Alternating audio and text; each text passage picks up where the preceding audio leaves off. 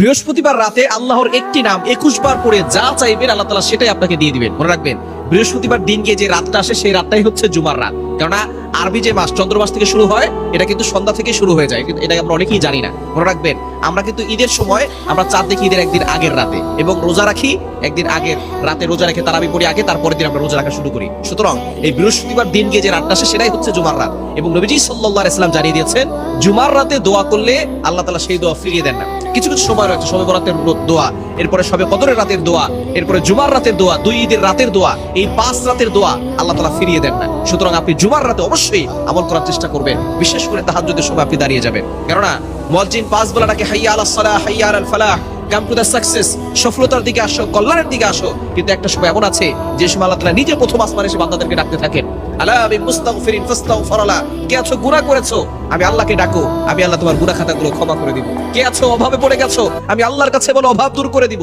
সুতরাং আপনি তাহাজ্জুদের সময় আপনি 2 রাকাত 4 রাকাত যা পড়ে নামাজ পড়বেন, নামাজ পড়ে আপনি দুরূদ শরীফ পড়বেন, এরপরে আপনি আল্লাহর গুণবাচক একটি নাম 21 বার পড়বেন।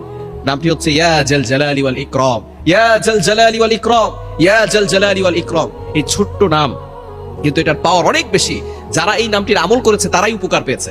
আপনি এই নাম পড়ে আল্লাহ পাক রব্বুল আলামিনের কাছে দোয়া করলে আল্লাহ পাক রব্বুল আলামিন আপনার সকল দোয়া কবুল করবেন, আপনার চাহিদা পূরণ করবেন, আপনার সমস্যা দূর করবেন, আপনার অভাব কষ্ট বিপদ বালা মুসিবত থেকে আল্লাহ তাআলা নিজে আপনাকে হেফাজত করবেন। সুতরাং এই জুমার রাতে আপনি তাহাজ্জুদ নামাজ পড়া এবং আমল করা কখনো মিস করবেন না। আল্লাহ তাআলা সকলকে জুমার রাতে বেশি বেশি করে আমল করার তৌফিক দান করেন।